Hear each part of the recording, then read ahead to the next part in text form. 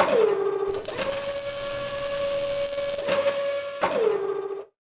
right, time for some Desert Fox faux neon LED panel action. First time for everything. So I know Adrian sort of read in already. You guys kind of know what's going on, but this just explains what I got for the panel and stuff.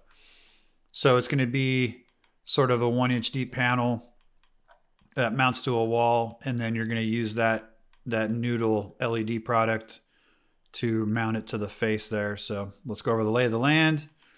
So you got your cabinet parts. You got jigs. You got two different types of jigs. You got a back jig that'll be for riv nut, and then you'll have your front jigs here that are clearance so you can get your gun in there and whatnot. So keep an eye out for those. And you got your individual, you got your end caps, and then you have 3 of the middle braces, and then you have a fancy brace there. Keep an eye out for that one for the skin seam. You got the skin here. I'm looking for a V-bit scribe on the face. Seems like everything we're doing these days, we're now scribing the face instead of the back. But this will give you the layout pattern for your LED stuff. I'm going to give you a single banger and a double banger. Obviously just route them and we'll use it depending which one you end up going with, or you can route multiples of each. So we'll kind of go over that. And mounting pattern. So like I said, it's pretty much a straightforward frame like we do. Like I said, you'll have a front jig and you'll have a back jig. Because this thing's so narrow and getting the gun in there and whatnot, I figured I'd notch the front jig so that way you can get the gun in. But you'll definitely want to weld on the front there. I have this little extra poking out so that way you can get in there and run your gun along the side there and get that all strong, and then try to get your gun up as much as you can inside and get the back all welded up nice, because each of these is going to be handling a 5/16 riv nut as you see there. So on all the corners. So just make sure those corner jigs get in there welded up nice and strong. And then of course you'll have the face nice and lordsed up like we do. I'm going for this right here. It's going to be a non-lords since the face will be holding it in. Just put this on both sides and just tackle on the edge really well, tack the end in, and then try to get the gun inside. I understand it'll be narrow, so try to get the gun in as far as you can up in here. And then, just tack it up good. So it'll be a hot seam, no lords, just a 2-piece kind of action there. So, and then when it's time, make sure that this guy's facing forward. The 2-inch wide body here will be on the face side, so that way you can stabilize your face. So look for the S on my chest. So that'll be where the seam goes. You'll notice that the top and bottom bars will have a B for bottom, and the bottom will have UL holes. So keep an eye out for those, and that'll let you know top and bottom. And then as usual, the face seam is staggered from this seam to try to give it maximum strength. So, and then once all these are in, just go ahead and put in your steel shallow 5/16 riv nuts. I'm saying, I don't know whatever install's thinking, but we can put all thread. I got 12-inch all thread 5/16. You can go ahead and thread it in when it's time for install, and then you can double nut against this side, or you can come through and double nut, poke it through, and you have room in here to double nut there. That's also why I notched the face one out, so that way you can get a ratchet on there. But I think if you double nut on the back side, I think the stucco, if they kind of open the hole a little bit, maybe it can crunch into the stucco, and this nut will be okay. But if install needs clearance back there, then the nut on the outside might not be great. So then double nut the inside, but for sure double nut and tighten it down nice, because once this goes on there, you can't get to this. The face will be on there, and if this decides to back out or whatever, while it's installing, that's not great. So just make sure that however way you double nut this on, just make sure you do. So, but then it'll just be a basic stud mount. Install can go ahead and brace it to the back side, but they might only want 6-inch. They might want 10-inch, whatever. So confer with install on that. So anyway, basic frame. And then once you get the frame, go ahead and Lords on the faces. And like I say, you'll have your reference kiss here. And then talking with Adrian and stuff, you kind of already know what's up. Art did a pretty decent job laying this out. According to the specifications, it's in chunks of 3.3 inches. So he does have a space there, which means that, if this is a continuous run, it'll obviously be shorter than that. So there is a chance that some of these reference kisses might be a little long. I'm thinking that once this gets painted and everything, nobody's going to see anything. So even if you put the stretch along this here, but yeah, in case you're not getting it, this will be for your layout. So you'll just put your product down the middle here. And then you'll go ahead and secure with the clips or whatever they give you. And then if a little bit sticks out, I think it'll be okay at that distance.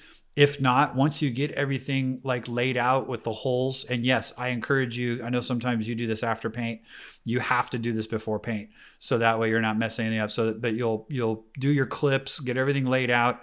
And if you feel confident enough that once you have your clips and everything, if you want to have prep, go ahead and just, Bondo all this up and make it go away. That's fine. But I think it should lay out enough where even if it pokes out maybe like 1/4 of an inch or something, I don't think anyone's going to see that. Your product should cover this up pretty well. Made it stop like here. So that way, even if it kind of comes to the point there, you shouldn't see anything. Keep in mind, you are going to have to run your power through and then do your collections on the back. So that brings us to how to wire it up. The misconception is that, this is going to be RGB, so that way they can pick their colors.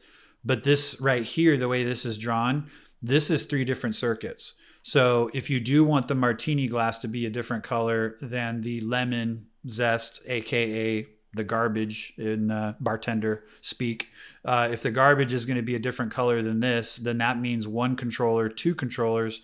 And then if Desert Fox is going to be a different color than these, that means 3 controllers for your RGB. That's not power supplies, that's controllers. That being said, these might also be fairly hungry as far as power. So if you end up having to break this up into multiple power supplies, that also means a separate controller and a separate remote for each of those power supplies. So this could end up being many controllers with each of them with their own remote. So I just did a cursory look at it. Principal is giving you one of these, or they're giving you one of these. I don't know which one you guys will get, but they both have enough wattage to run 1 power supply. But like I said, you might be able to run 1 power, a couple of these will run off of 1 power supply probably. But you know how these wire up, where you have this eye here and then you got your colors. So like I said, you might be buying 1 setup. You definitely will be the lemon color, the martini glass, and then Desert Fox letters. But like I said, if you have to break up Desert Fox into individual power supplies, depending on how much footage you get, because we use the principal tape light on those Eisenhower, donor signs we were doing like crazy, and it's 16 feet for 1 power supply. So these are 24 volt. So even if you get 32 feet, this might get eaten up pretty quick. So just keep that in mind, that you might be having to get maybe 4 of these, who knows? And again, I don't know which version they sell. These are both on the website. These look very familiar from the Max Bright. So anyway, keep that in mind. So that's what I was saying about the single box and the double banger, whether or not you need to run 2 power supplies. Also, I think that these would be too vault-like for putting the controllers in. So I think the controllers would have to be outside of this. So, even if you have 2 power supplies here, install is probably going to have to put the receiver somewhere where this thing will pick it up. And then also you realize that these are not UL. So this whole thing is not UL because, it only has the European and the, restriction of hazardous substances and all that. But there is no UL for these things yet. So you don't have to worry about putting these in an enclosure per se. Just make sure they're in a place that's safe. But by using these controllers, we're out on UL. So anyway, That's just a little heads up on that. So just be ready to, like I say, if they want this to be one color, well, that's its own controller. But depending on how much power is per controller, that you can do one power supply and then run red and black to multiple controllers. So you could have all four, if one power supply will run all of this, theoretically you could do a single banger here and then just run 24-volt to each of these controllers. And then each of these controllers will then control Fox, Desert, whatever. But I have a feeling that these things are going to be power hungry because it is a light tape and there's tons of diodes, in each one of these, it's going to be diode. So you might end up having to do like a double banger with, 3 of these on one power supply and 2 of these on another. So, and then you're going to hand the customer five remotes and they can, and then the other issue is if you do end up having to break apart like Desert into one controller, like Desi and then RT Fox.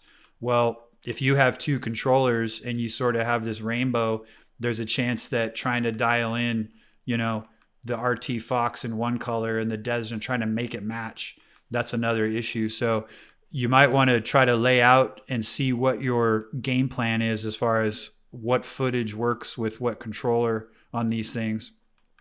And then that way we can make sure that hopefully you can keep Desert and Fox as one color on one controller and then break it up into these 2 here. But if we do have to slice these apart, the letters themselves, and put them on 2 controllers, they're going to have to make sure that they, because you can just pick like, pure blue or pure green or something, but, and hopefully that just stays that way. And then these match, these 2 colors match. But if you're trying to dial in this wheel of 16 million colors, getting them, there might be just a little off. So anyway, a little bit of a challenge there, just depending on which model you go with. So just a little heads up on that before you get to the point where it's, being installed that day and you're trying to make these decisions. So, but otherwise I think that's it. Just got a single pattern. Yep. No, that's it. So if you have any questions, hit me up.